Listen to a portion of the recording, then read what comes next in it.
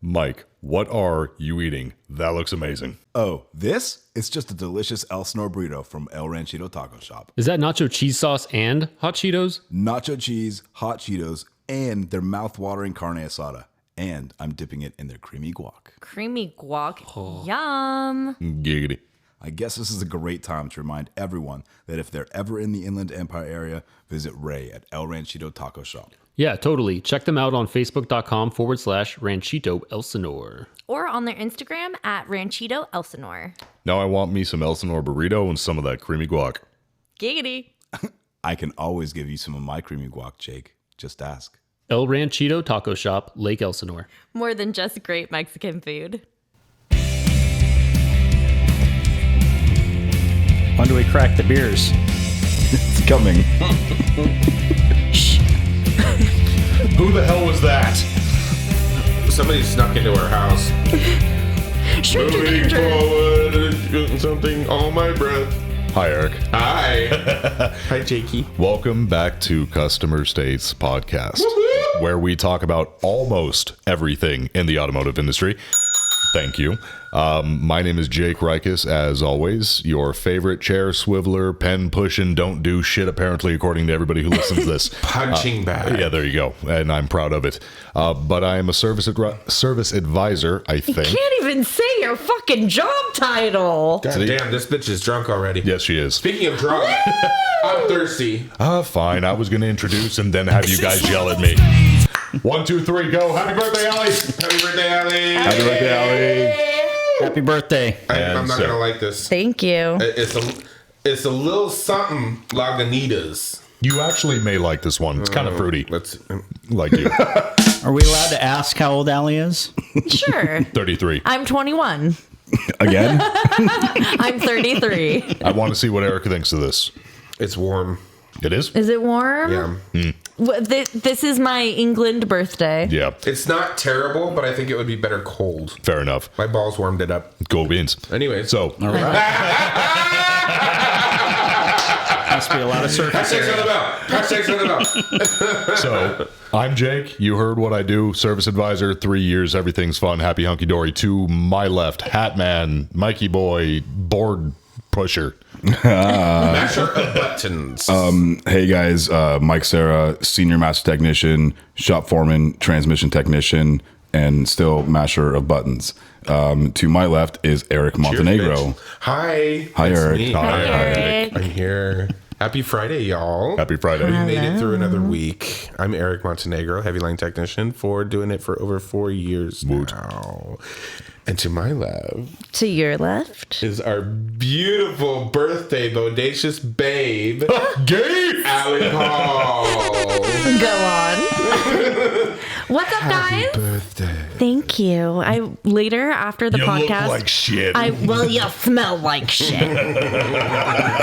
I would like you to sing "Happy Birthday" to me in the style of Marilyn Monroe.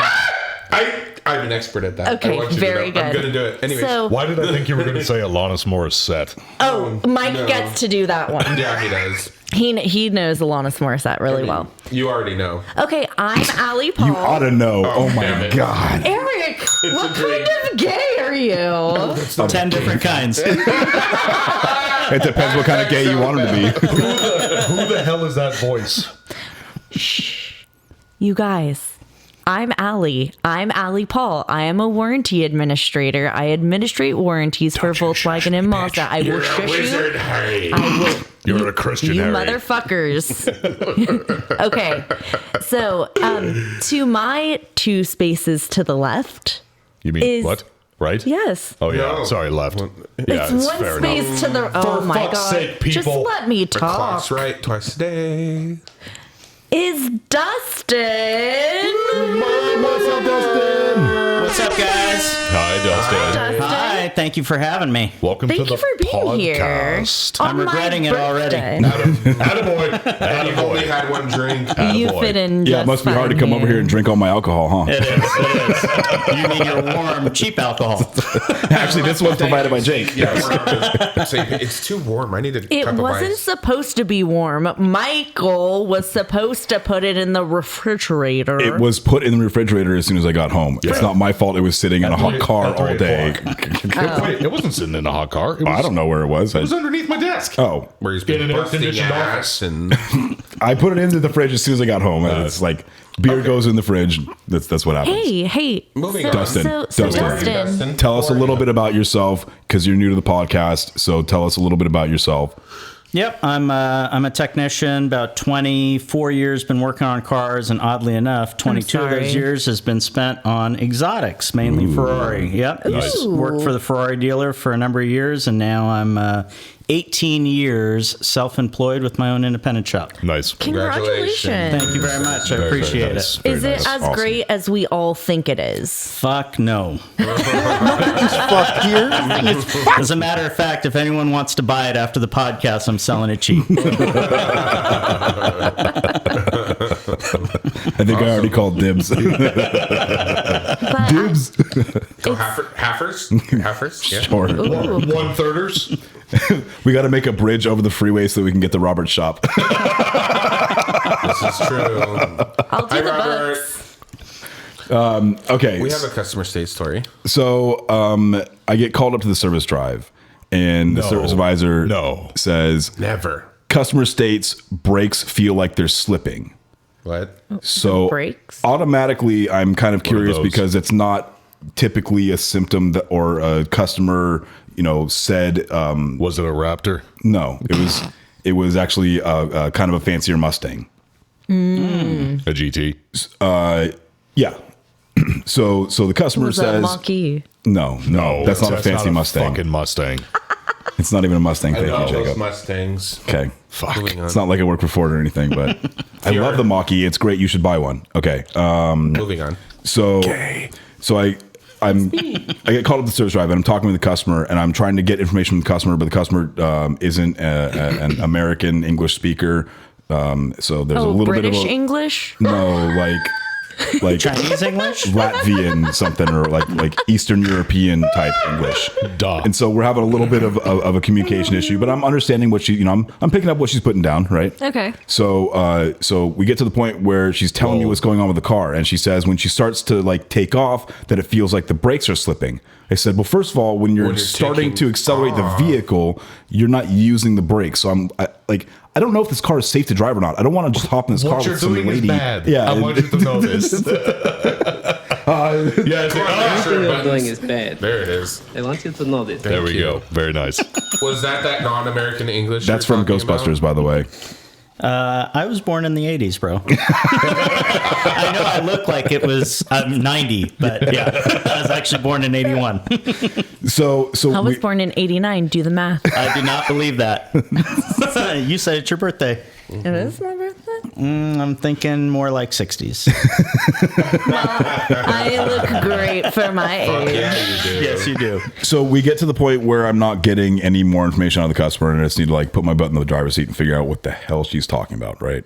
So I get my floor mat and seat cover in, and I get her in the passenger seat, and I hop in the Mustang. And I'm trying to ask her, what's She gave you best Latvian hand job. what's the best way to duplicate this concern? How can I duplicate this concern? Well, just go start driving. I said, okay. So I go ahead and it's an automatic. Clearly. I was just gonna ask if it was automatic. We know you don't know how to drive stick. It had to have been an automatic. I'm pretty sure According everyone. to Eric, he does know how to drive stick. Oh, shit. Plead the fifth. I'm pretty sure everyone here knows how to drive stick except for one person. I do not. Never learned. What? Let's just stop the podcast, This is bro. a What'd you invite me to? This is a podcast first, ladies and gentlemen. Now, here- you just heard it here. So here's the weird thing, though, and that is true. I can't drive a regular car stick, but you throw me in I can drive a semi truck, a cement mixer, anything that's What? that I can drive. I Then don't you can fucking drive know. stick. I can't get it with a regular It's not fucking the car. same thing. It is not It's the same thing. It is not the same It's thing. not. I couldn't learn on a 86 bug. Eric but and I could are learn on a cement veterans. mixer. Yeah. Interesting. Yeah. Anyways, Good thing that wasn't weird. so you punched it. That was good. You can come back anytime despite you're gonna fit in your just age fine. comments.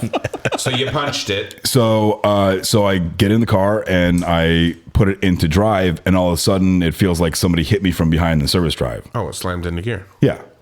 And so I'm like, okay, that's a little weird, but maybe there's a couple things going on. So I start driving, and I'm like, so like, what's the best way to like duplicate this concern? She's like, oh, it just happened. I'm like, the car didn't move. It has nothing to do with the brakes. Oh, but it feels like the car was moving forward. I'm like, the car did not move a C hair. Like the engagement when you put it into drive was I very hope you harsh. said that to her, and No, she I asked did you, not what does say that mean, Michael? You can't say that. What, sea hair?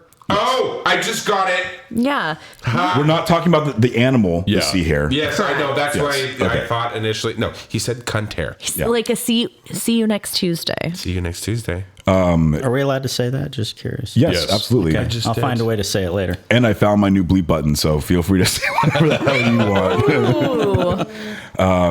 But Harsh engagement. yeah, it had a harsh engagement. So I take her around the auto mall just to appease her and tell her that there's nothing else wrong with your car, and what you thought was a brake problem and what everybody's been telling you, your husband, whatever is a brake problem, is actually a transmission problem that I can actually fix. Right. Brakes slipping is I haven't heard or come across that one before. She doesn't and know anything about hopefully cars. never Cut again. her a slack. But it's interesting That's why she's there. when you hear customers and they try to describe a noise to you or describe a concern to you. The ones that aren't like, oh, I don't know how it happens. Like, I can't describe it to you. But when they actually like try to use their mouth noises or whatever, like those are my By the way, favorites. those are my favorite too. Oh, those are my I favorites. experienced that with Samantha. Especially today. when there's other customers in the service office Yeah. and they get to hear the customer you- make they noise. look over. It makes a clunk-a-lunky noise. Yeah. Clunky. It's going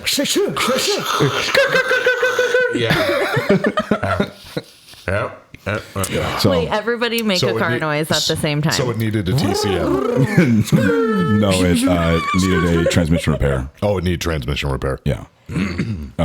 Very easy repair. Okay. For this specific concern, but transmission repair nonetheless. What did you fix? So there's actually a TSB for this concern, and Actually, another tech fixed it. Mike doesn't fix anything. that's true. Actually, I you're right, delegate. Justin. I don't do. You're right, Justin. He told someone Hashtag to do Caltrans. something. Yeah. Well, you know what I told them to do was correct. So Savannah, come here. I can't. Come here. Is she guys, I'm pooping? sorry. No, I'm done. she's just upstairs. All right. I can't. I'm done. That's okay. Don't I'm worry about sorry. it. Hey, do a mid crack. Do a mid I crack. brought you one. I'll drink that one. It's She's okay. she's full exploring.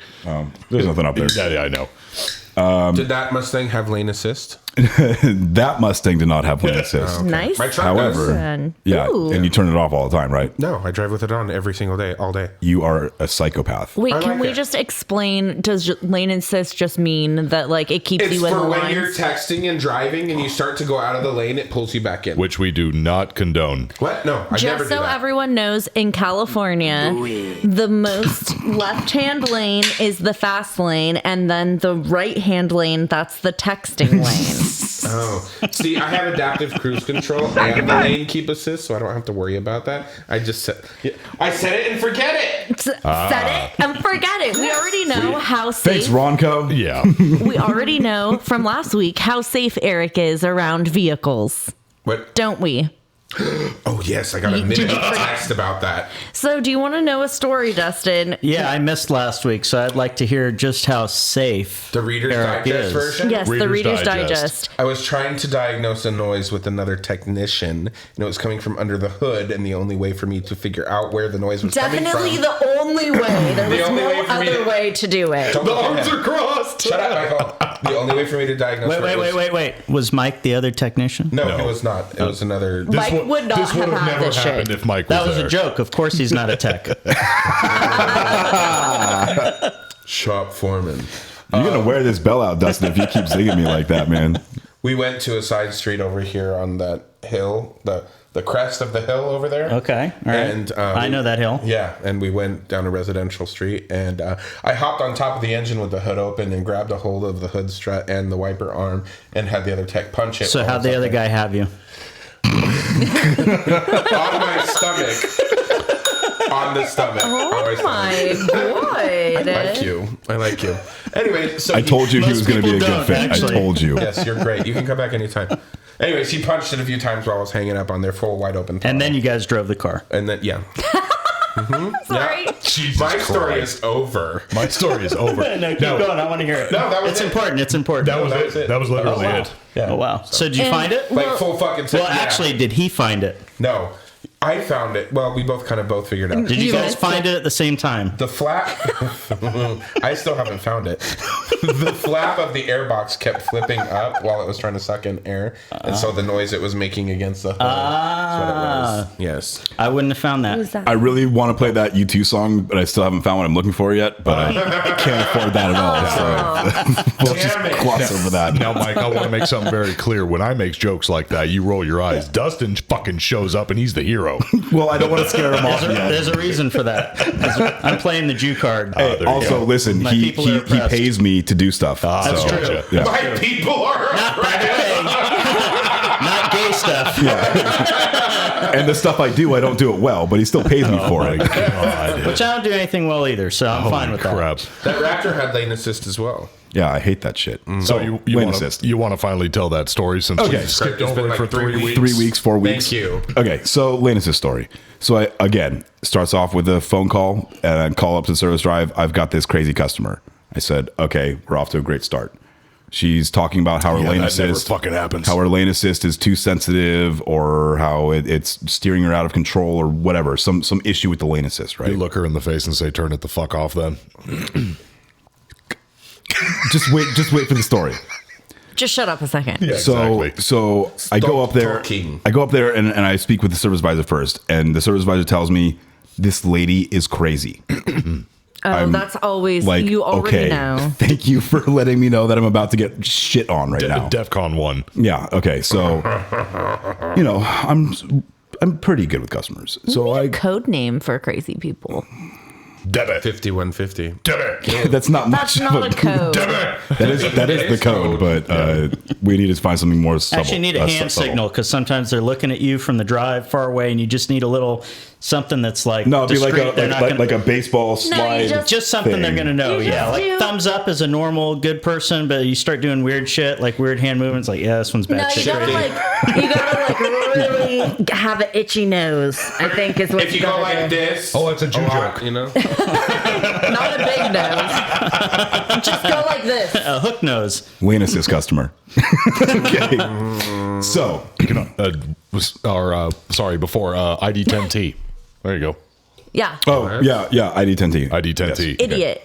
If you write it down, it says ID10T. idiot. It looks like idiot. That's an old fucking saying. Yeah, I've never Anyways, heard it before. Continue. It's an IT thing, an ID 10T error. So Operator I start error. speaking with the customer and I'm asking her what's going on, and she says, "Well, it seems like the steering wheel's taking her all over the place, and like the vehicle's uncontrollable at times." I said, Is she Asian?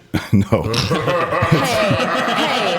Well, I just had to ask, bro. it's a much older white hi, lady." Asian listeners, we love you very much. We and do. you are great drivers. We do, and he can edit this later. But you know how you blind an Asian?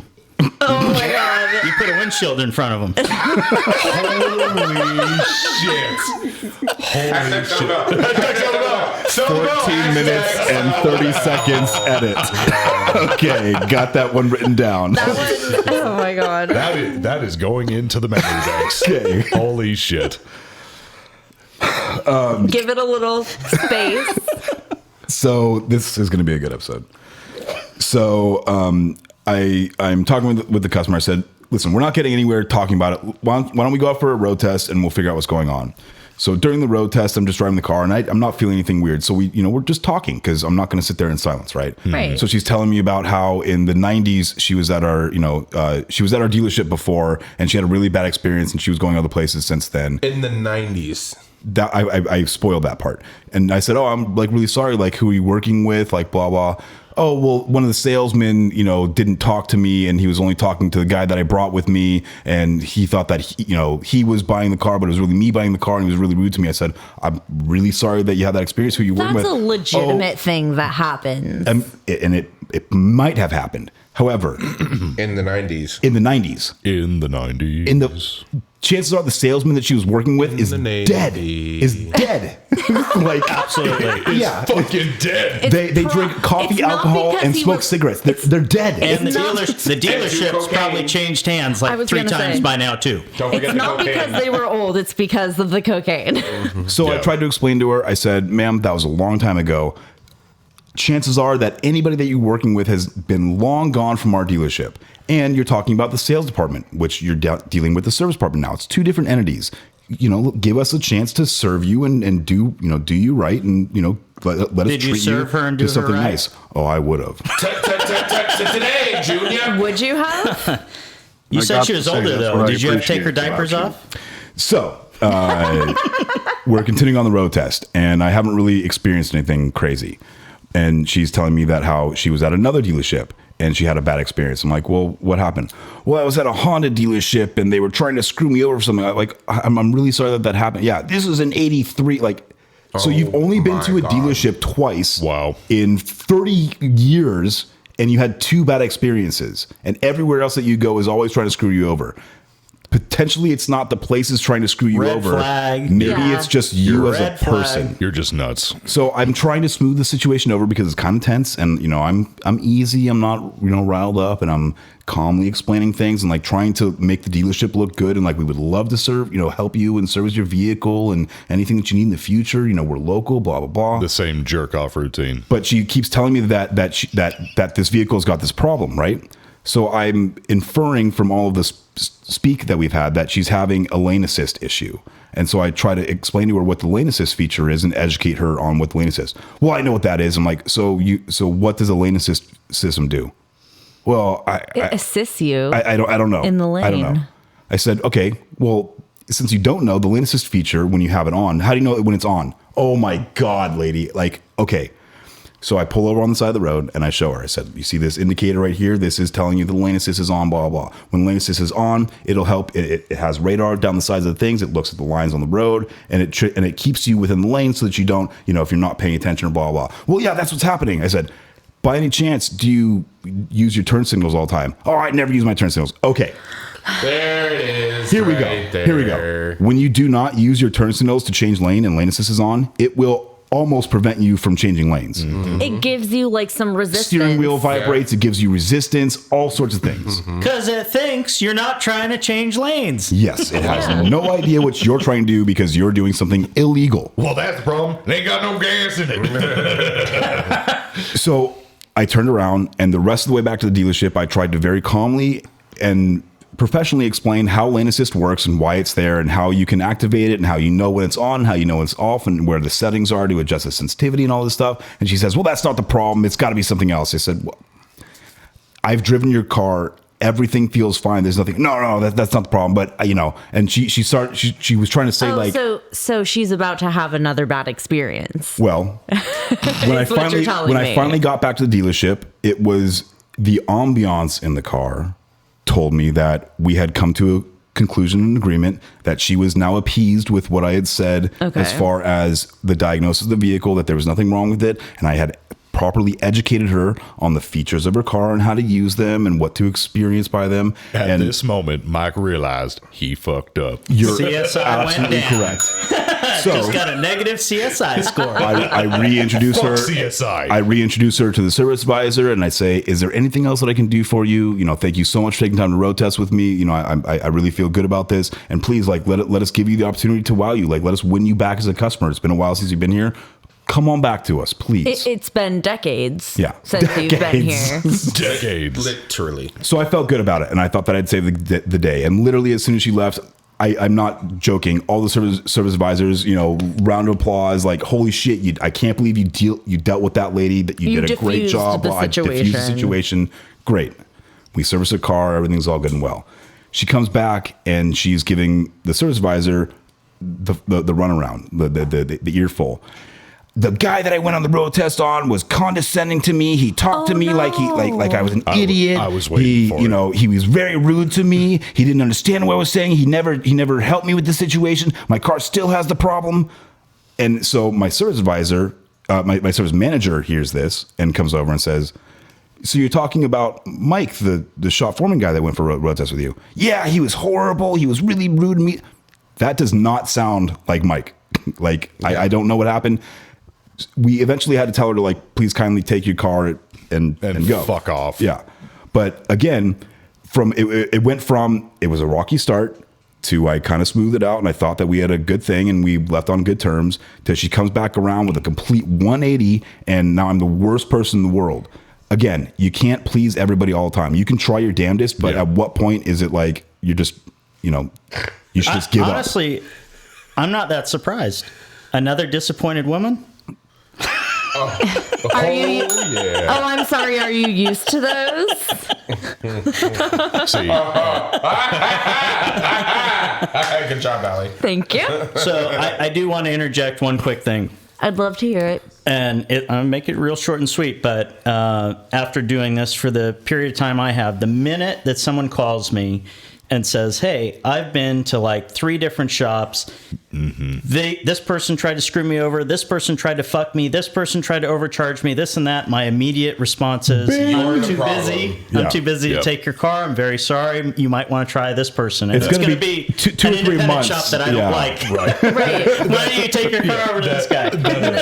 Very nice. That immediately turns into, that's a you problem. Yeah. It's just there's nothing you can do. Well, it's the same thing when the customer It's starts not off the you. conversation with, well, I've already had 3 cars bought back, so I know, I know there's something wrong with this one. You're in trouble right away. And see, Get the fuck out of here, dude. Go away. Honestly, it should be on the service writer to feel those people out. We do. Or whoever. But, okay, or whoever. No, it's on the service writer to write lines. They don't give a fuck. See, Well, okay, so it's on the person. Both sides of the coin there, and he's right. Dustin, this one's for you. We just write the lines, but at the exact same time, you do feel out that person, but you can't fucking tell them to fuck off, because then they go to your management and then they go, what do you mean you're not trying to make me fucking money? They don't give a shit. CSI. Yeah. Sometimes it may be good, sometimes it may be shit. Yeah, but that does have to be a benefit of the independent. I guess you're working against Yelp, though.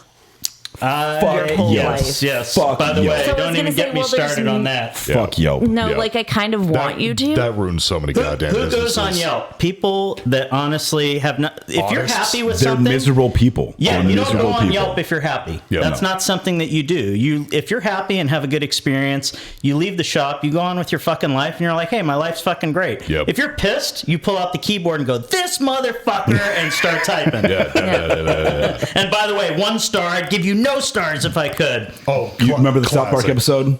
Restaurant and ambiance was spectacular. Terrible parking, 2 stars. Like, get the fuck out of here. It's nothing I can do about that. I actually do use Yelp I do to too. find Get the places. fuck outta here. I do too. But I am not. You a realize you're taking the recommendations of crazy, insane No, people, no, right? But no, You don't look for No, bad. you don't look for bad. You look for the good ones. You can tell when you go through it. Like you can tell. That's what I appreciate about you. You can see somebody that's being negative, but in a So productive way. Like, it was busy, however, it was still good on these senses, or compared to, well, this bitch didn't refill my water 14 times. I will Yep. base a really bad review on the response from the owner. Right.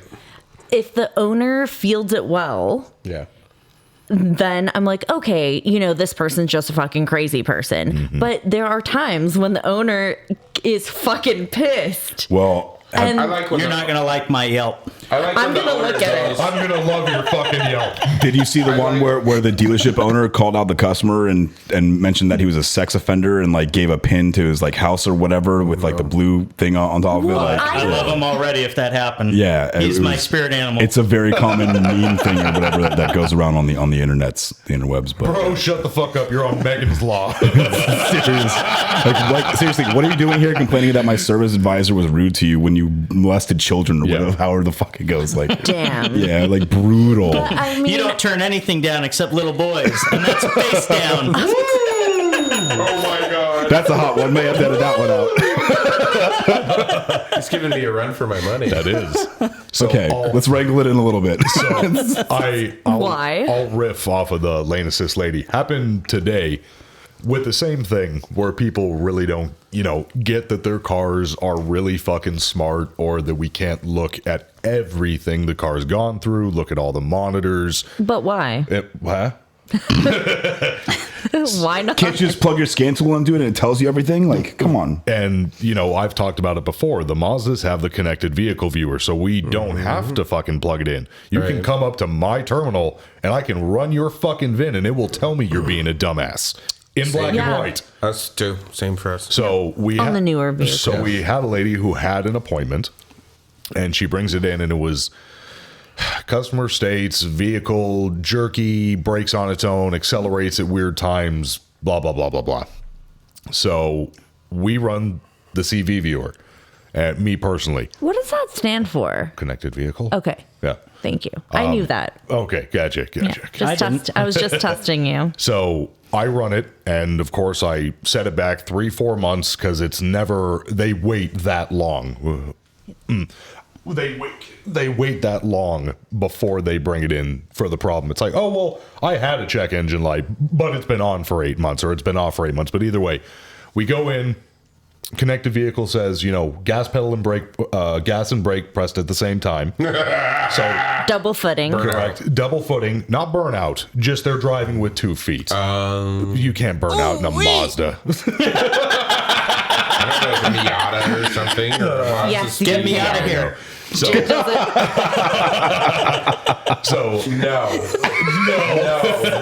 Stay in that corner. Your face right now is awesome. I Absolutely missed not. something. So double-footed. Get me out. Double-footed number 1. So when she comes in, we tell her, hey, we are able to pull this up and you're driving with 2 feet. And she's like, no, that's impossible. I don't drive with 2 feet, blah, blah, blah. It's got to be something wrong with the pedals. So I walk out there with her to go look at it. Which is a serious thing. Like when there's things wrong with when people are saying like, oh, the vehicle's braking autonomously. Right. That's like a huge thing. An investigation happens. Like it's Right. a Was big she deal. Asian? Was she Asian? And the Savannah. She's not pooping, is she? No. She's digging through the shelf. So I walk out there to lead her to the car, and do you know what I found that was causing the pedals issues? Any guesses? Oh, there was something underneath the pedal. No. All-weather floor mats, not clipped in. Okay. It was covering both the gas and They were the brake. on top of the Yep. pedals? They were on top of the pedals. This bitch is fucking stupid. Yep. They were on top of the pedals, overlapping them by almost 3.5 inches, where it was curling over the backside of the pedals. This bitch is fucking stupid. Yep. And I go, ma'am, your mats are covering them. So when you are pressing or you think, you're hitting both because of the weight of the weight of the mat. Well, I don't know how it got that way. If course they're you not don't. clipped in. She's like, they don't have clips. I'm like, ma'am, you see these 2 giant fucking holes? Yeah. The nipples go through the holes. So, but Snap, anyway. snap. Yeah, snap, snap. Phrasing. Yeah. Wow. Yep. Sure enough. Oh, I gotta try that later. Okay. The nipples through the holes. Yeah. Okay. I got that. I picked that up. Oh my god. It puts the lotion in the basket. No, but Put the lotion in the I mean- basket. Are the lambs still screaming, Clarice? Hello, Clarice. she bit me because she was trying to Does drink what my it's told beer. her. Gets the hose again. No, like I understand that, not everything is intuitive to a non-car person.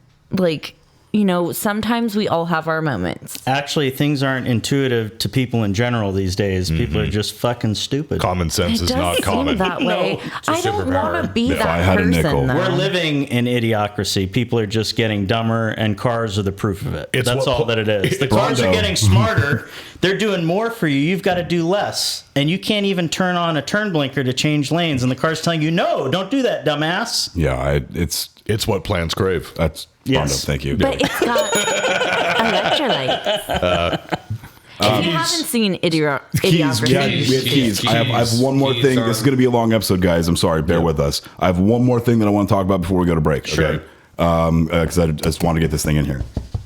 So we have a new trainee at our dealership, Hi, new trainee. and his name is Brian. Brian! And he's a big fan of the podcast. I thought his Really? I name didn't know was. he was listening. I thought his name Hi, was the first. Brian. It's Eric. That's Brian is Dan's trainee. Oh, gotcha. Dan also listens to the podcast. Hi, Dan. But and he's big, but I don't know that he's a big fan. But anyway, Did you say Brian is Dan's tranny or trainee? trainee. Okay. We don't Also, say yes. tranny anymore. Also, yes. little hard to hear. I'll turn it up for you a little bit. Dude, that would have been your perfect opportunity to say, I can't hear what you're saying. I can't. I have an infection in my ear. He said he wanted to work. He said he wanted to work it in. He had the opportunity. So, Brian had an accident. Brian had an accident at the shop. He pooped Okay. himself? No. Well, maybe. Did he poop? He may Is he have after pooping? this. So, accidents happen in the shop because, we're working on cars and shit happens, right? And, he's smart. So he did he's certified. He's got all these things going on for him, right? And the task that he was given was to replace wiper blades. He's, yes, Jake. he's training Windshields, under. wiper blades. For the I record, already please know where note this is Jake's going. incredulous look. He's training under our senior tune-up technician. He's been at the dealership longer than I have and been working on cars longer than I've been alive. Okay, He's from the Cranberry Institute. good Gotcha. guy. Oh, The good. the trainee is. Yeah. So Cranberry Institute trainee Brian has an accident and somehow rips the bed of the fingernail out from underneath the cuticle cover, And then it's on on the side, top of his and it's finger. on top of his finger. But not the whole thing. Just half of it. So, it cut in half down in the bed and lifted that part out, and it was on top of the finger. So Was he trying to flip up the tab for the wiper blades and use his fingernails? I'm sorry, I can't. don't know. I don't know if he was trying to jam his finger in there or something like that. I never phrasing. You should never jam it in, you guys. So I never got the full story, but anyway, I'm Yes. Holy Continue. shit, Continue. Mark this down right now that Mike did that. Yeah. I need about 350. You told me about being inside Dennis. yes. So all about Dennis. So yeah, I'm in the service manager's office and That's a weird in a name. meeting in a meeting with her and Me. and you. And Brian walks in and he's like, "Oh hey, like I'm I had a bleeding. problem." I'm like, I think I need to go to the doctor, he says. "Yeah." I'm like, "Okay, like so But what's he's going He's on?" holding his hand. And he's holding his hand or his That's finger. like when you're a fucking parent and you're sleeping. Kid walks in, Mom, I twowed up. We're like, okay. The Mom, paper I towels are on top of the farted. sink. Mom, my, I farted on the floor. No, Mom, my fart's on the floor. So, we assess the situation. We ask him to take the bandage off and look at it like, yeah, it's kind of fucked up. Like, do you want to go to urgent care? Like, you gonna put some e-tape over it and go back to work, or like, You what gonna do sue you us? want to do? Yeah. Well, no, we set him up with the nurse line, and he calls the Aflac. nurse line, and we have to do the whole corporate thing. You know, Yeah, might you have- have to, like, he could file an industrial and finger and get it eye, taken like care of. specifically nail things and eye things really freak me out because I'm like, no, I can't put. I don't wear contacts, but I can't put eye drops in because it freaks me out. Like, really put yeah, it in the corner. It's way easier. Yeah. I have no need. I don't do Hey, drugs. you want to hold him down and we'll throw eye drops in? I'll just sit on No his chest. waterboarding. Let's just hold him down. USA. I don't need any more chest injuries from you, Mister. Okay. Anyway, There might be a loose air box, bro. so I just wanted to give a big shout out to Brian and Dan. For sucking it up. And Yay, yeah, Brian. Hey, you were a big trooper. Wait, so he worked been at through work. it. Cheers. He worked through it. This Yeah. one's This for you, one's bro. for Brian. Cheers. This was for you. Cheers. Cheers. You got For it, not dude. being Yeah, a little buddy. bitch. Yeah, you got this, man. You got it. Attaboy, attaboy. I work with doing paper that. cuts. Yeah. I just keep going, dude. It's tough, but I keep going. I kind of want to cast them, maybe a stitch. But Up in your big office. it's actually an orifice. Yeah. I was going to give you a business card holder and business cards from the podcast, but you don't have a fucking office that customers can go to. So I rolled over my That's 'cause I foot don't with have my customers. desk chair.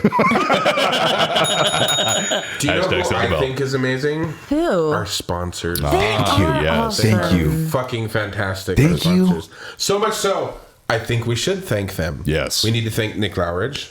We need to thank Ray Moon. Yes. We Who thank else? Travis Ferris. Anybody else? We also need to thank Who are we thanking for Jeremy. Jeremy Parts. And we could thank more people if you'd fucking sponsor us. We love you all. Thank you, Norman. Right after these breaks. Bye. These are the breaks.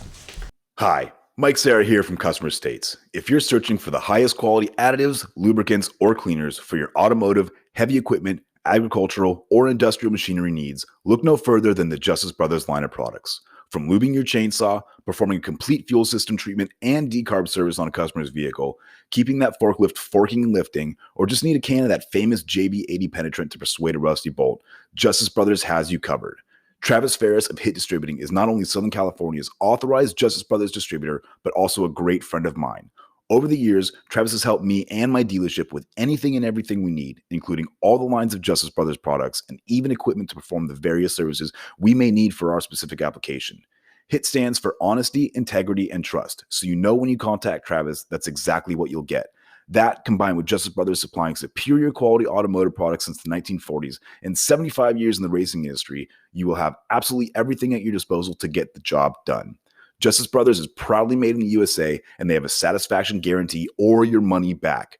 Justice Brothers has the best quality products over any other competitor, and they'll gladly tell you that themselves. If you live in the Southern California area, call my man Travis Ferris at 805-208-7818. And if you don't, call him anyway and tell him I said thanks. And visit justicebrothers.com to learn more about their complete line of products. Justice Brothers, America's brand for quality.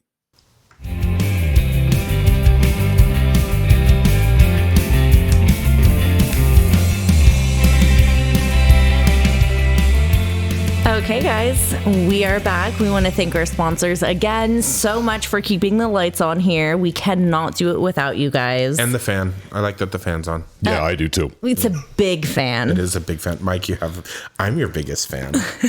You know who else is a big fan? All Yeah. our wonderful listeners. Our wonderful listeners. Yes. Thank you to all of our listeners. Fantastic. Thank you guys so much. We're up to 3. We're up. That's pretty You impressive. know, our listenership has 2 of them are in Canada. Hi, Dad. we also want to thank Dustin for being here. Yes, Thank you, bud. Dustin. Thank you, Dustin. I don't know who would thank me for coming, but that's fine. My girlfriend definitely doesn't. Like I said, you are definitely invited back. So- And what's her name? Petunia? Not his girlfriend, Little the Savannah. dog. The dog. I'm thirsty, bitches. Her name Okay. is Penelope. Let's get her done. Oh no. Poppity pop pop pop. Oh no. Cheers, boys. Oh, yes. I didn't have to have Jake Cheers. open it Cheers. for me. Cheers, everybody. Thank you. Cheers. Thank you. Cheers. Happy birthday. Happy birthday to you, L'chaim, Allie. I Thank like you. L'chaim. You can't have this, baby. It's got caffeine. Blood So orange. Dustin, Yes. so what brought you into opening your shop? How did you get there? What was your journey? Well, Tell us about you. How did you get started in the automotive industry? Like as a young lad, tell I'm going to us. attempt to be serious for 1 minute, something I haven't done in the last 30 minutes that we were together. So I'll actually try to be real serious. So I think my first experience... you slap Eric? Well, because she wanted it. You? Wow. Why are you slapping my bitch? I'm sorry. Thanks, boo. Isn't that a song? So I failed to be serious. Don't you lie. Both of you? Don't you lie. You know what? Shame on both of you because Mike's going to have to edit all of this out. No. Anyway, He's got a lot of work ahead of him. So, some of the stuff I can't remember. I guess at a young age, I found my dad's tool bag, and I guess the vacuum cleaner was fucking sitting out. I grabbed a Phillips head screwdriver, and I just took the vacuum all the way apart. Anywhere that screwdriver fit, it fucking went. All the screws were blown apart all over the fucking carpet. Belts laying here. Never went back together. Yeah, it never went back together. Still, I don't know how to put shit back together. I know how to take it apart, though. I'm a taker aparter. That's the definition of a technician. Yep, pretty much. And Mike knows that. And my parents kind of knew at that point that I was pretty fascinated with that stuff. And when I was 18 years old, I've always had a huge affinity for cars and aviation. It's just both of those things. What about infinities? No, kind of not like those. Affinity. Shitty cars. But I'm, I kind of knew what I wanted to do all through high school, which was kind of weird. Most of my friends were struggling. They're like, oh, should I be a dentist? Should I be a doctor? I don't even remember how shit they said. I admire that. I'm still trying to figure it out. Most people are. And I just knew that whatever it was, I wanted to be involved with those two things and doing mechanical stuff. And my parents tried the hardest to talk me out of it. Like, why don't you go to business school or be a lawyer, go do something. Yeah, you could always fall back. Yeah, Jewish. you could always fall back on this shit, right? Why don't you be a rabbi? Yeah, they tried their hardest to talk me out. I don't want to be snipping wieners all my life. That's a well, babies should get to choose. That's mutilation. That's general mutilation. But anyways. No, I pretty much when I was 17, I'm like, look, I want to go to aircraft mechanic school. That's what I want to do. I know for a fact you're not talking me out of it. Like, this is what I want to do. So they finally broke and gave in. They're like, all right, we're not getting this kid to do anything else. He wants to be involved in this facet of life. So while I was going to aircraft mechanic school, I was working at a shop in Santa Monica. And I was getting to play a little bit with some Ferraris and Porsches, mainly doing some aftermarket installs, hot air intakes, all that bullshit. Hot air intakes. I had to think about that for a second and I met myself. Because that's what they are when they do that. Right. Everyone thought you were going to get amazing horsepower back then by bolting this stupid fucking cone on the front of your fucking air filter. Yeah. But we made a lot of money doing it. It was fun. And blue light bulbs. So yeah. Oh yeah. So I'm doing. Man, you are old. I'm old. I'm you can get those in Pep Boys. Actually, I worked on Jesus's Porsche. Yeah, he had a 911 twin turbo. It was amazing. So on the second day, God made Porsches. So I'm with the cross nail setup. I'm doing all this stuff, and while I'm going to school, I'm working part time, and through that time, we had 9/11. So here's an interesting thing about the way that aircraft mechanic school works. We're not talking about Porsches anymore, right? No, actually. Well, I'm doing both. I'm doing both. So I'm working on cars, but I'm going to school to be an aircraft mechanic.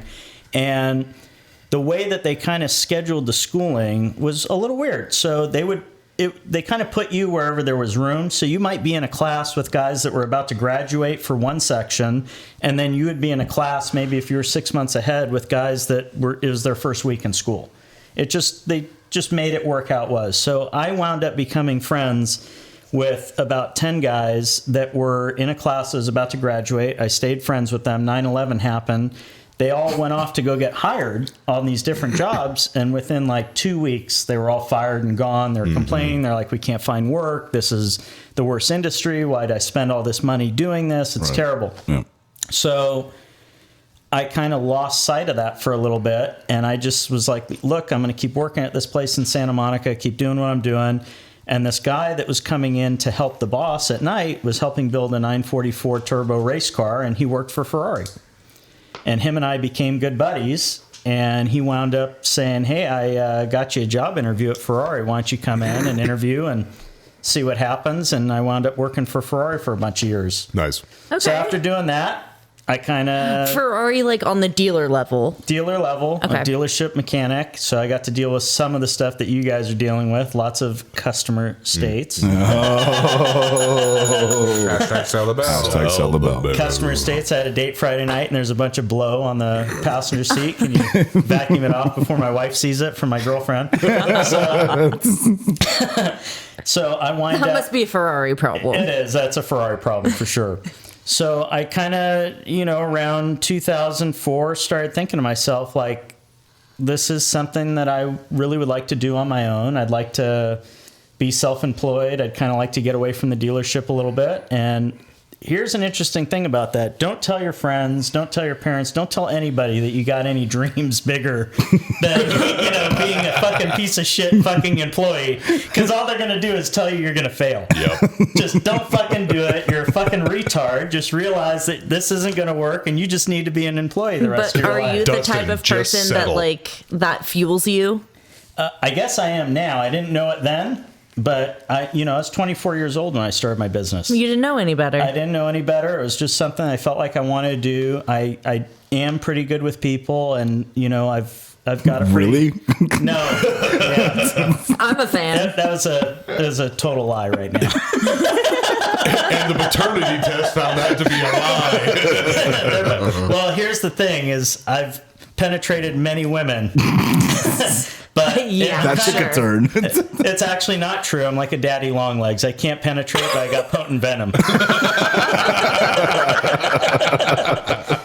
But going My back, God. going back to being serious for a minute,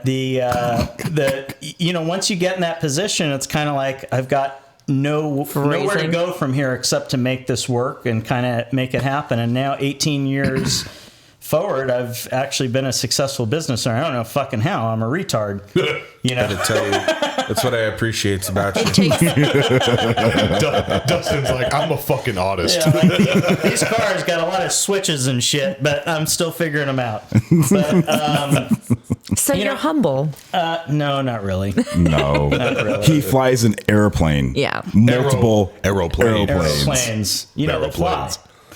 What when you were saying you flew old warbirds, what do you fly? So I'm flying primarily something called an AT-6, which is a World War II advanced trainer. Anyone that was in any branch of military that flew a fighter, an attack airplane, pretty much flew the AT-6 first. Were those French? Nope, American. What is that? Are you getting a phone call? We're getting a phone call. Hold that thought. Hold on 1 second. We're getting a phone call. What is happening?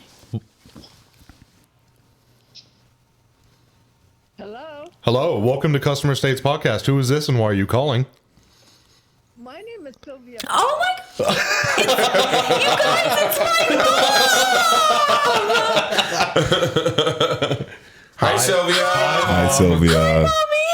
Hello, baby. What's going on?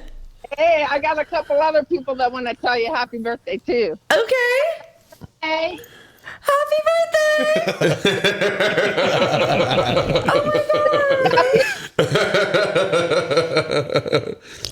What was that? I said they just got here. Yay! You guys, my cousins are here from Yay. Arizona. Awesome. Oh my God, I'm bright red. You guys, I love you so much. What a surprise. Happy birthday.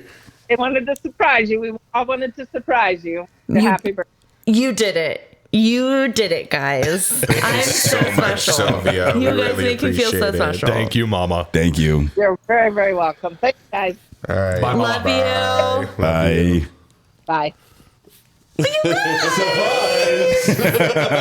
Thank you, Mom. Happy birthday, Love you sweetie. guys. Mwah. Happy birthday. Thank you so much. I want to everyone else. So you get I one sent too. Savannah as my proxy for this. Oh, she's saying hi. She's saying happy birthday. I got a kiss from Savannah, you guys. I forgot where I was. We're talking about your 86. AT6s. So, AT-6s. So that's, if you're in any branch military, that's a training airplane that you flew.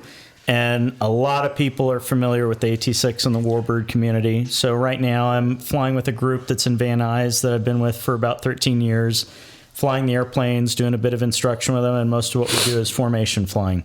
So you've seen us do Dodger games, Angel games, flyovers. You've seen us all over. I was at the Anheuser-Busch Budweiser facility for Employee Appreciation Day, and you guys flew over. I texted you because I was like, hey, don't you fly the... Oh, wait. You're in it. And then like hours later, you text me back like, oh, yeah, that was me. Yeah, my peasants were watching me from the ground. Well, my favorite thing is, that meme will come up like all the time where it's like, if I had a bunch of money, this is what I would do. And it's some guy flying a plane with a flag behind it that says like, where's your plane, peasants? I'm like, Dustin, is this what you do for like, just for fun? Like, where's your plane, Just peasants? to fuck with people. Yeah. Well, you still owe me a trip to Havasu. And I sure do, and I'm going to make good on that trip. And we're Okay. going to bring Eric too, because I know you can't travel anywhere without your man. Hey, what the fuck, man? What am I, chopped liver? No, You get right on the wing. You If guys you- can come too. Nice. Well, we all plan on coming. Do not come. At the same time. So, Friendly fire. what's your favorite plane you've flown? You know, it's interesting. So a lot of people have asked that question over the time. It's really hard to have a favorite because I'm a huge geek. I'm getting super serious now. Like, if it flies, I fucking love it. But I do have to say that the T6 probably is my favorite. If you told me you can only have one airplane and you're only going to fly one ever again, it's a pretty fun airplane. It's challenging, and it's just a big fucking truck. For those of us that have no idea what a T6 is, Thank you. What the too. hell is that? It is a giant. It's an airplane. It's a giant airplane that flies. Is it a Sounds like a prop plane, a Terminator. jet Yeah, plane? it's got a no, it's a propeller from World War II. It's got what we call a round engine. It's got a radial engine. Radial on engine, it. yeah. Makes 600 horsepower, and it's a tail wheel. So the wheel is mounted in the back, which makes it a little bit more challenging to fly. And the airplane's aerobatic. So you turn it upside aerobatic. So it goes upside down, does loops, does all that fun Inside stuff. out. Oh yeah. So, if you were to compare it, is it like built like a Texan? It is a T6 Texan. Oh, it is a That Texan. what it Okay. is. Yeah, there's a Texan and a Texan Wow, too. Jacob. So that's a T6 Oh my Texan. God. Look at the big brain on Brett. I mean, Jake. I'm mildly turned on right now. I want you to know. I'm I actually half-mast. saw Eric get hard. See? All the way from over there. So He's hung like a radiator hose. My dad's a pilot, so that's really the only Oh, reason. nice. So your dad's fucking cool and you're a loser. Exactly. See, you know what? And I've similar joke. I'm all like, "Oh, sure, you fly and shit." But you Dad, talk- is that you? Yes. I have a dad bod. Daddy, chill. Daddy, chill. You can all call me daddy. Hey, Mike, I heard some of our listeners had questions for Dustin as well. Yeah. You're absolutely correct. I'm actually scared of these questions. So I did tease in the begining. It's okay. Even a technician can answer these questions. Don't lie. You're not afraid of anything. I'm actually a porter. but I do have lunch with the technicians. So I had teased that we were going to have you on the show. And, You're such a tease. Yeah. Just a tip. So, ooga dooga noise coming. We all work in the dealership, so it's odd to have somebody who works in or owns an independent shop, but also came from the dealership world. Mm-hmm. So I had asked our listeners to send us the questions that they would want to ask you, somebody who not only came from the dealership world and is now in the independent, but who also owns their own shop. So forthcoming are some questions from some of our listeners. Can't fucking wait. These are in no particular order, but Zach Fitzgerald. Well, it's just there's papers involved. I wanted to shake them. This is actually on the you go, computer, so Allie. Thank you. I can rustle it around, but my it's a solid state fucking drive. It doesn't. birthday. You can't hear anything moving. So Zach Fitzgerald asks, "What was the most expensive or oops the shop had to fix due to something breaking or negligence?" Oh, wow. I'm sure that's... Okay, As it's your lawyer, actually, I it's advise actually you not to this answer. is a funny story. No, it's a funny story. So I had a mechanic that was deaf in one ear and half deaf in the other. What? You beat me to it, you fucking dick. Yep. And super nice guy. And I got to tell you, I mean, he's the most anal person I ever met. So the fact that this happened to this And guy. now you met Eric. Yep. Now I met Eric. Well, no, I didn't say he does the most anal. I said he okay. was the most anal. Retentive. So, you know, I mean, this guy told me stories of like his family life and other stuff that was fucking crazy. So everything, his workspace was super fucking neat. He never got a spot of dirt on him. I mean, just one of the cleanest, most methodical techs in the world. So the story I'm about to tell you, it's almost like weird that it happened to him. So we were working on a Lotus and the car was on the rack and whatever he was doing to it, I can't remember because this was like 12 years ago, 13 years ago. He lowers the car down off of the rack and he forgot to set the e-brake. And that's one of my like big things that you do. As soon as you pull the car on, you set the e-brake. Set the parking brake. You never forget to do it, right? So he'd forgotten it or took it off for whatever reason. He lets the car down and my shop inside the building, it's not perfectly flat. And then rolling out into the parking lot, it starts to get a little bit more of an incline. So And then you got a super small parking lot. super small parking lot. And it's always full of shit. full of shit. So the Lotus rolls out of the parking lot and hits a Maserati. Oh no! And picked up I'm some sorry. good speed. And that Was that expensive piece? that was a very hard thing to explain to a customer and say, I'm very sorry. The that this Maserati happened." customer. Well, both. On top of the Lotus the customer. Lotus, The both of Lotus. them. Well, there's something wrong with Lotus customers to begin with. So I think that car just had its own energy. Yeah, they bought a Lotus. Does anyone know what Lotus stands for? Please enlighten us. Lots of trouble, usually serious.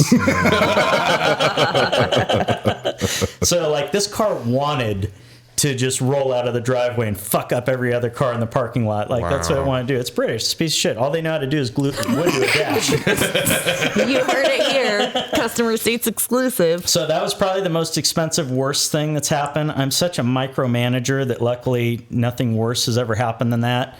But that was a pretty embarrassing one, and it was hard to explain that one and say, hey, look, your car ran away out of the parking lot and hit another car. And now I got to tell the other customer that your car got hit too. Listen, if you think that this is the hardest part of my day, I got to tell the other guy too. Yes. Same We used thing. to ghost ride bikes down a hill. We decided to do it with a Lotus. We graduated. Okay, so next one up, Christine Clevenger. I'm going to kind of condense this one because Sure. it's rather long. But basically, her issue is with the clientele. So she wants to know, what is your clientele like on a daily basis? Being an advisor for a luxury brand, I'm wondering if they're similar. Most of my customers are not the easiest to stomach, though I'm assuming that they can actually afford the repairs you recommend and hardly question prices compared to dealing with luxury clients. People are constantly buying but cannot afford upkeep and are astonished at prices. All right, so I understand the question.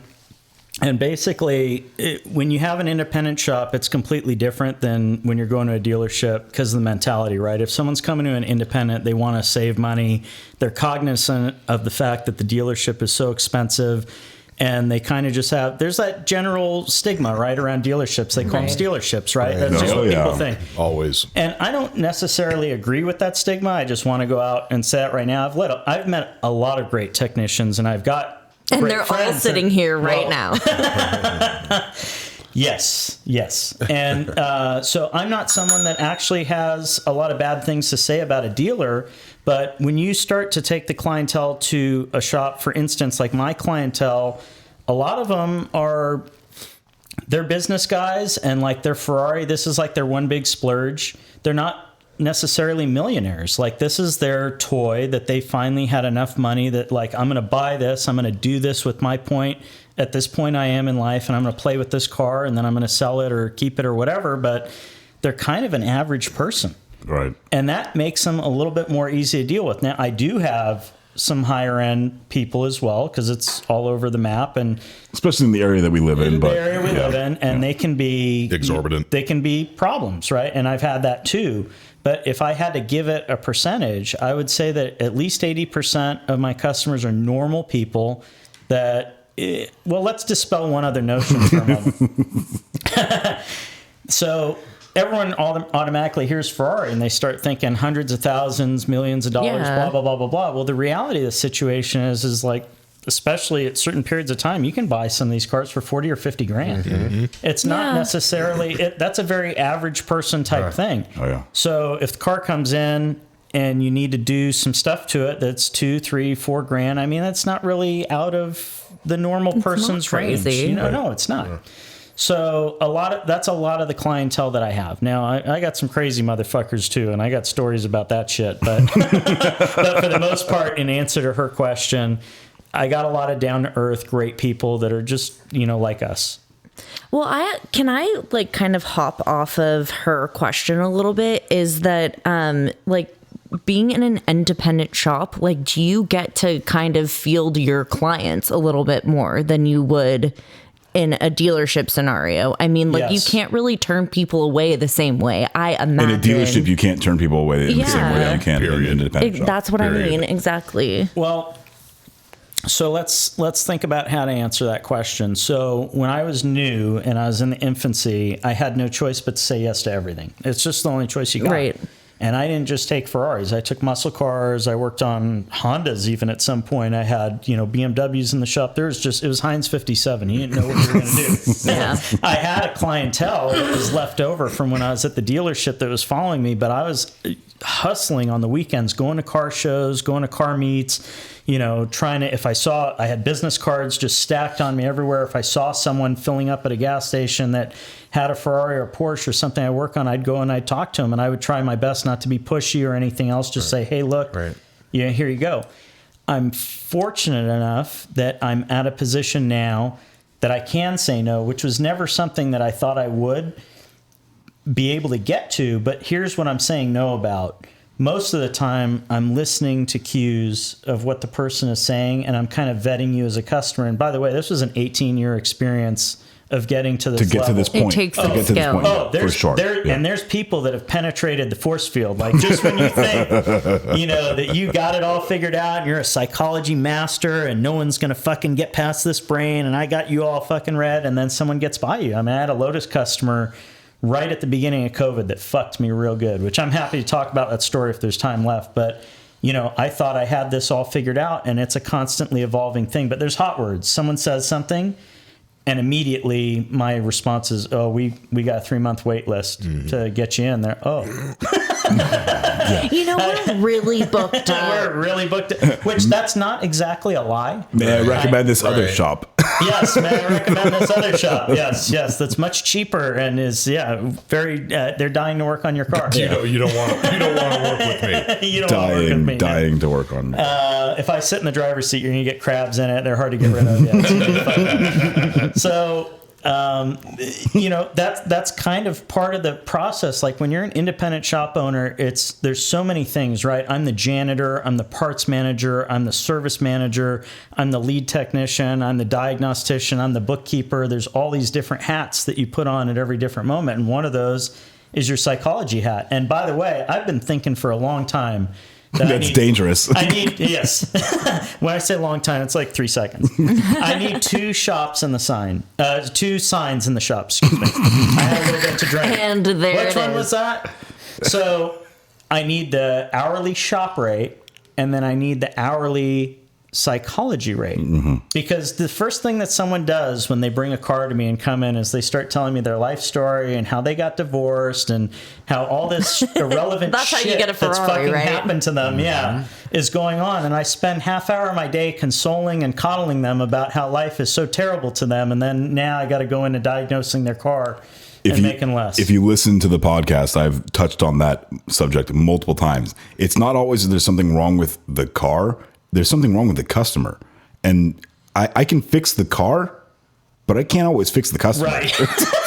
Well, we learned how to fix cars, not your brain. Yeah. So, and again, I think that's part of the reason why they enjoy using me for road tests with customers, because it's not always that there's something wrong with the car. It's that, you have to educate the customer. The customer's going through some shit and just can't understand stuff. But anyway. Yep. So we're going to move on to the next question for you. So this one is from Scott Parker, and this is one I can personally relate to. Oh, it's apparently my bedtime. So it's 7:30. It's 9:14. So is the grass always greener? No, it's not. So because we talk about that in the dealership life, like, oh, I want to move to the independent side, or maybe the independent guys say, oh, I want to move to the dealership life. No matter what, even if you're moving from one dealership to another dealership, they always offer you something crazy or whatever from when moving from the dealership life to the independent. So I want to understand his question in the sense of, is he asking as far as, am I going to be an employee going from a dealer to an independent, or am I going to be going from a dealership to being an owner of an independent? You were going from a dealership employee to an owner of an independent. Okay, so no, the grass is not greener. Don't shatter my dreams, bro. I mentioned earlier that I'd be willing to sell the shop right now. Well, we're going to talk after the episode's over. Yeah, so let's elaborate on some of the things as far as being an employee versus being a business owner, right? So this is a stressful business. There's no doubt about it. Anyone that's involved, I know that everyone's sitting in the room right now. The minute I say stress, you all just, everyone want to take a drink. This is whether you're fixing cars, whether you're dealing with customers, whether you're in the warranty department. It doesn't matter what you're doing. You got stress because you got people yelling at you. You got people being demanding and all this crap. Yeah. It's all fucked. When you go to the independent, it's tenfold because here's the thing. When you're an employee, that stress is there, but the check always comes on Friday, no matter what, and you're done. Yeah. The situation that I'm in right now, if I stop to take a piss, I stop making money. Yep. If a car starts giving me trouble, I stop making money. Yep. If I go on vacation, I stop making money. If I go on a gay podcast, All right, I'll be right back. Hold on, guys. but so let me just give you an example of what I'm dealing with right now, and I've done this a bunch of times. So I'm one of the few guys left that does older Ferraris. And I'm one of the few guys left that will tune and sync multiple carburetors. I mean, this is a dying art. We talked about that. Yeah. And it's one of my interview questions. I ask, techs when I talk to them, explain to me how a carburetor works. And they look at me like a deer in the headlights. And I go, okay, well, you don't know what that is. So I've got a car right now that the cylinder heads are stuck on. And Ferrari uses studs inside their cylinder heads on these old cars, and everyone sitting here will understand what I'm talking about, but our listeners may not. But they get cooling system electrolysis, which is a form of corrosion that basically welds dissimilar metals. Yep. So Dissimilar metals. That's yes, exactly. So That's the name of my metal band. I like it. It's a fusion band. Oh shit. So in this particular instance, There he is. You quote the customer a certain amount for the job. And now I'm going on 6 weeks. I've made various different tools. I've been welding different stuff to do it. I've been buying jacks from Harbor Freight that are pushing on all four corners of the cylinder head. It's still stuck. And the time is just burning by having to deal with this. Now, if you're a mechanic who's working for me, you're just getting paid to work on this thing, and it's no Right. big deal. But when you're in my position, this is just becoming a losing job. This was a job that I quoted 8 hours for, and money it's pit. taking 3 weeks. Correct. Like, it's just going and going, and there's no end in sight. And currently, right now, where it sits, it's moved a little bit, but it hasn't come all the way up. And I've talked to They have pills for that. I've talked to multiple people in the industry, and lots of guys are in the same boat with the same car, and they're like, look, it's just we've never found a good way. You're already on track to do what's happening. Wow.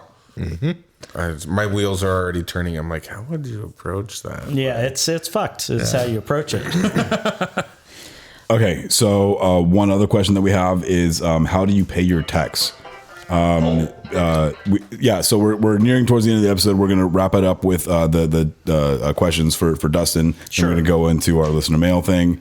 At this point, the one last thing was, how do you pay your techs? Like, so when you have somebody salary. So in my opinion, here, and you guys might disagree, and I'd be open to commentary on it, but I've lived my whole life as a mechanic. I've never done anything different than be a mechanic. So obviously I'm sympathetic. If you're a tech, you're working in the shop with me, I'm doing the same work. And one of my famous quotes of the shop is, I'll never ask you to do anything that I myself wouldn't do. And you actually work in the shop. You run around and do a bunch of stuff, but you actually do put your hands on work. I'm dropping cars and tools. engines. Yep. How many employees do you have? Well, right now, Not enough. Right now, not enough. Well, I know it's hard to come by good help right now. At one point, I had 2 buildings, and I had 4 techs and myself, and I was losing my mind trying to herd all these type A personalities of how everybody knows more than I do. And, it just became a bad situation. But the point being, when it comes to paying a tech, I've personally always found that it's good to just give them a salary and pay them a high salary, because people seem to do better if they know exactly what they're getting each week versus it being a mystery. Because I did try the flag thing for a little bit, and it's hard. It just didn't work. And you know what? Here's the other thing about paying flag at an independent. It's really not fair to an employee, because if you run into a situation like you do with these cars where a part just isn't available, and it's just, or it's going to be 2 weeks or 3 weeks to get it, and they got this car part and they're expecting to get paid on this thing, it's not their fault that part's not available. Yeah. Right. But it's very easy for me to switch them to another job and just say, hey, why don't you go working on this thing and we'll get this out of there. I'll eat the dead time where this car's not getting fixed. I'd rather you just know what you're getting every single Friday. And pull something else in the shop that we can get Yes, out and exactly. get done and get back to the customer, get paid for. And blah, I know blah. a lot of shops that operate in this area. They're doing the flag thing most of these guys have told me, dude, you're doing it wrong. You got to pay these guys on the flag.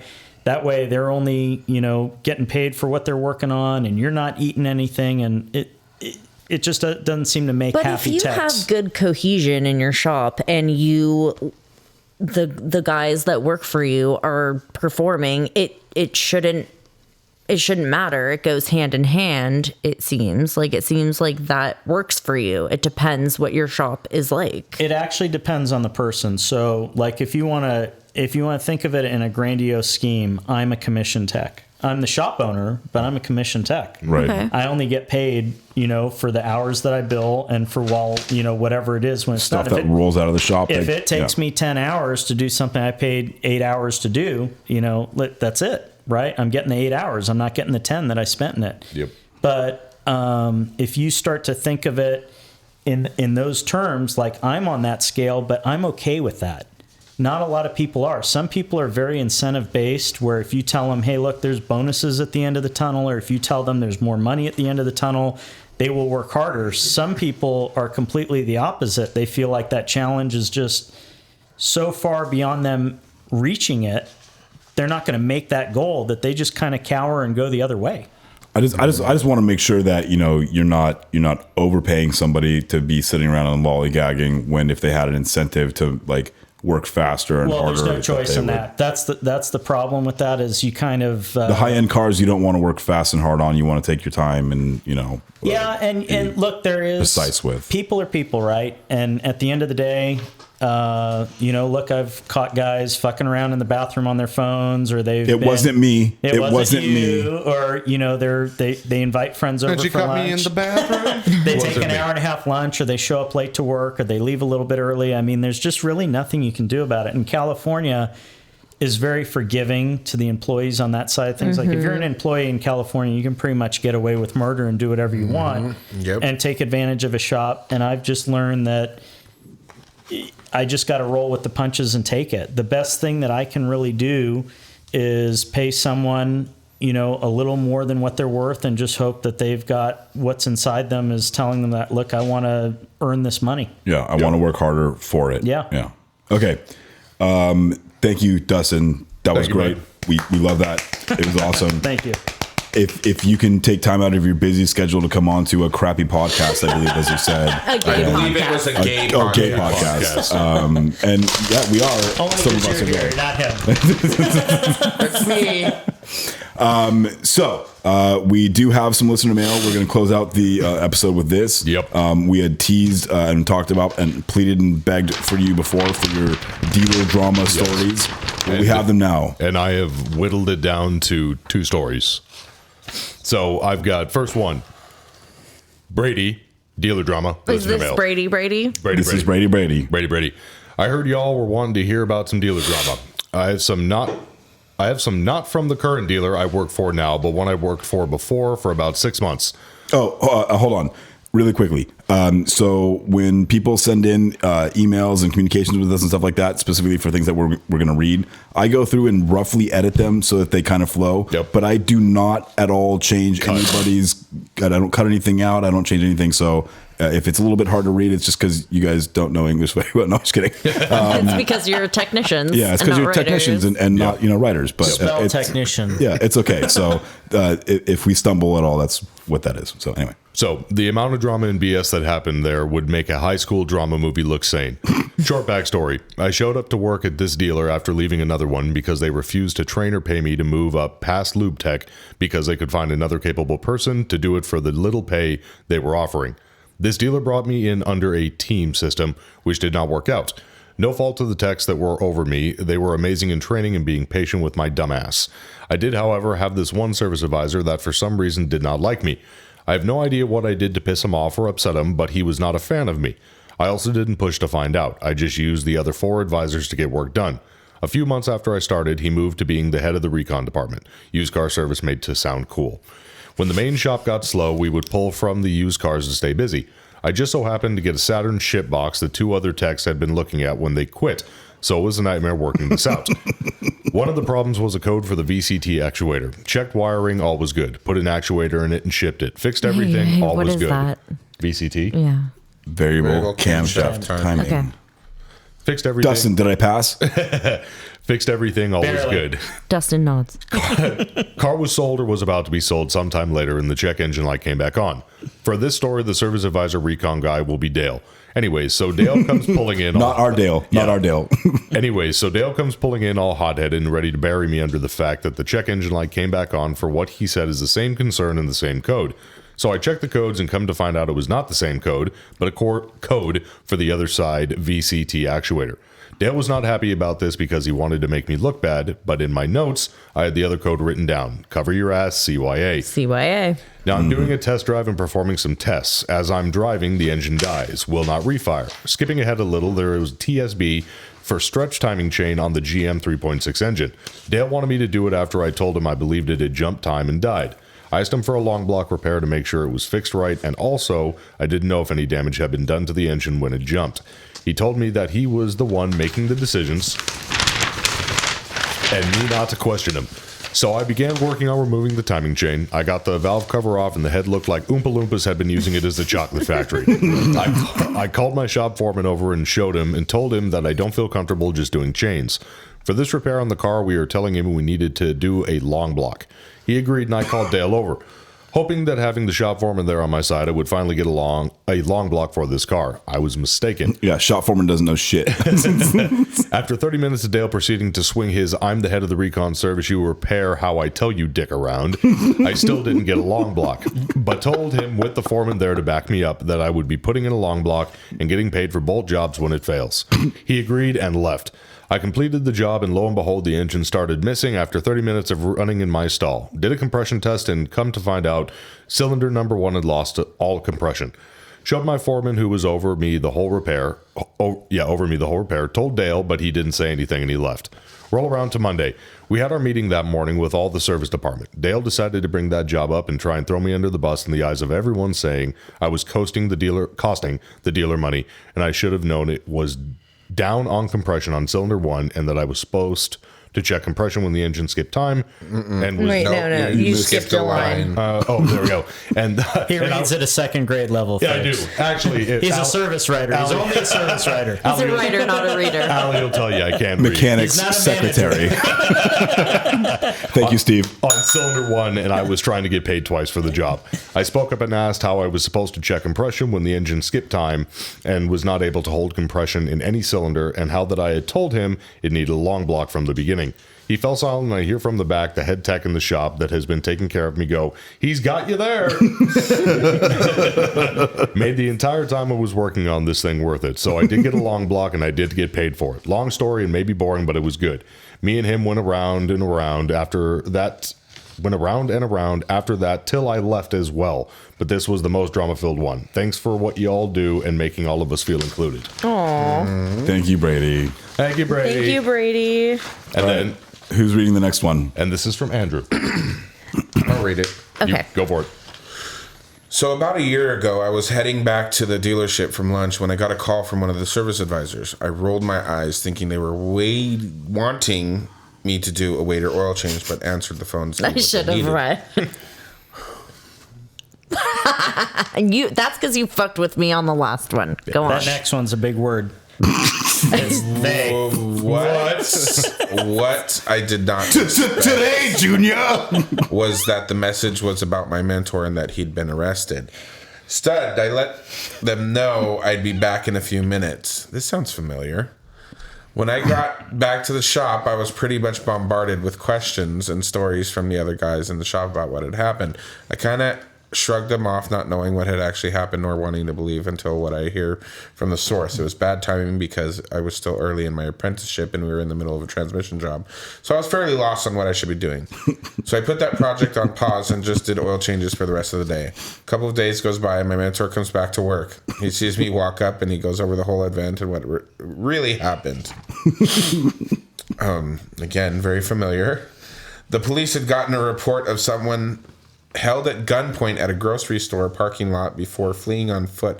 The description of the suspect happened to perfectly, loosely for legal reasons, match what my mentor was wearing. So when he walked to the restaurant near the grocery store, one of the witnesses must have called in and led the police to his location. He just barely got back to his truck and was eating his lunch when he heard all the sirens and the sound of someone on the PA instructing him to step out of the vehicle. With his hands up, once understanding that it was for him, while still confused, he complies. He's then handcuffed, put in the back of the police SUV while the officers search his truck. Coincidentally, or unfortunately, depending on how you want to look at it, he stored one of his handguns, legally owned, in the back seat of the truck, along with a magazine with some ammo, which definitely would seem like it was him that did it, even though he was in the shop at the time of the incident. So thinking they had their guy, they took him in, processed him, and asked more questions. After some hours, he was finally let free and was able to go home. We kind of stood there cracking jokes and just laughing about how much of a wrong place, wrong time that really was. That's like verbatim what we know happened. Yes. Close to home. That's a pretty crazy story, Andrew. It is the epitome of being in the wrong place at the wrong time. Yeah. So out of hearing the top stories that you have heard, that you have personally handpicked from all the listeners, which there were many, but Brady, I love you, but this one's going to go to Andrew.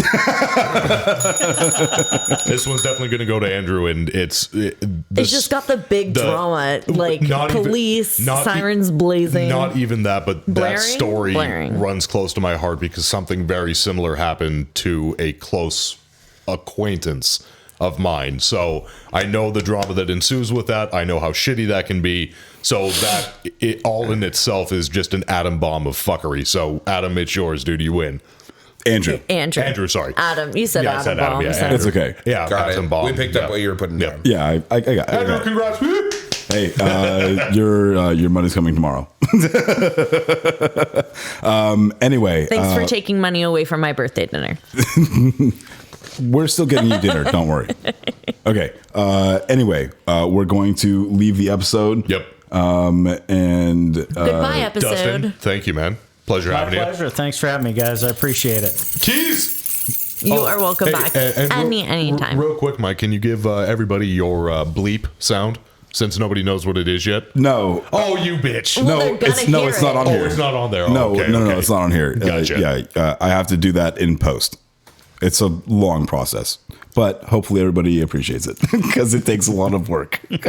We do appreciate it. Anyway, That's what we appreciate about you. So I want to thank all of our listeners, all of our sponsors, specifically Dale Follett, Norman Glazier. You can find Dale Follett at twistedbillsllc.com. You can find Norman Glazier at stovocore_metalworks on Instagram, or if you email him at maxnorm@hotmail.com. Pretty sure it's Hotmail. Yeah, Hotmail. Who uses Hotmail? Norm.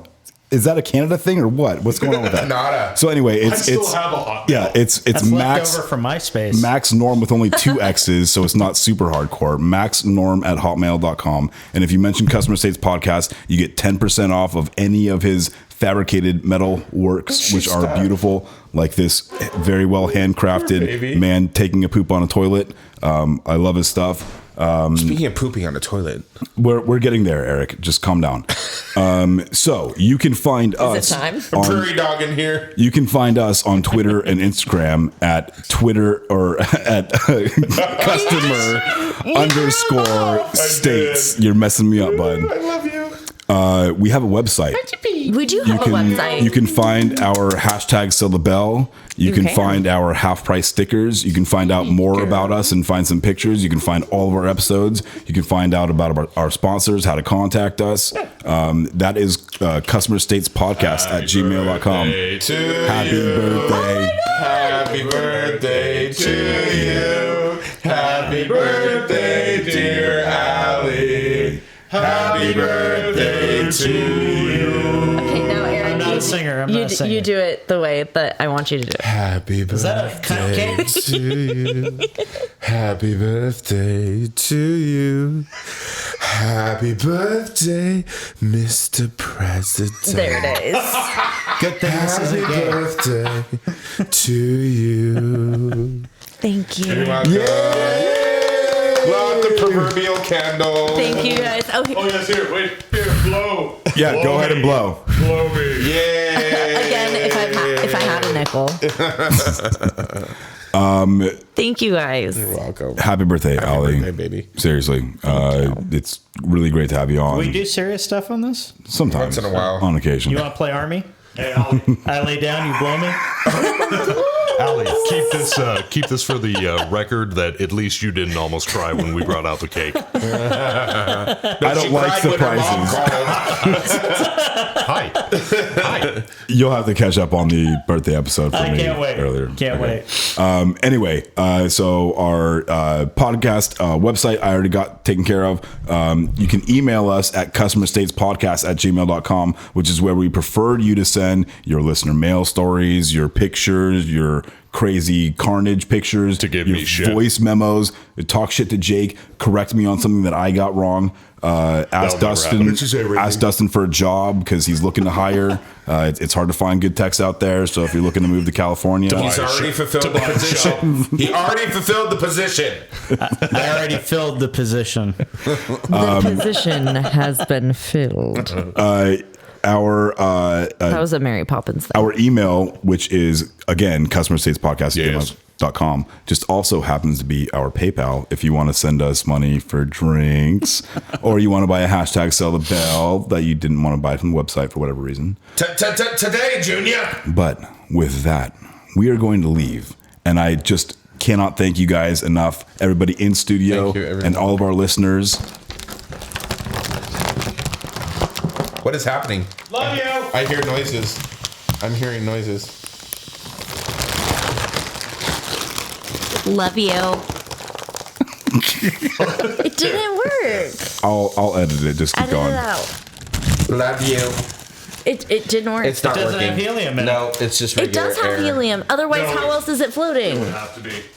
There's no way. Nope. Look, see? It has to have No, I helium. sound like- Jake, get the fuck out of here. Don't light my... Oh, I thought you were going to... I sound a little bit more like a bitch. Wait, what were you? What? He thought you had a lighter for some reason. Well, you pulled out your lighter. I have to live here still. Let's find out, shall we? Let's see. Thank you for listening to Customer State Podcast. This is Jake and have a wonderful night. You weren't inhaling, you two bitches. Love you.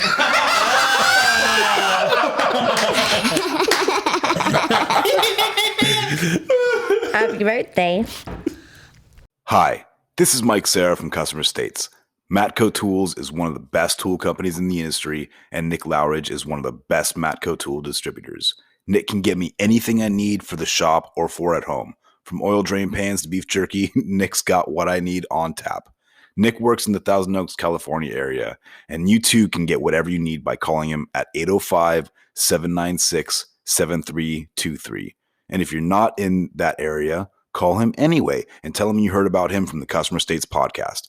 And then you can hop on to matcotools.com and find a Matco Tools distributor near you.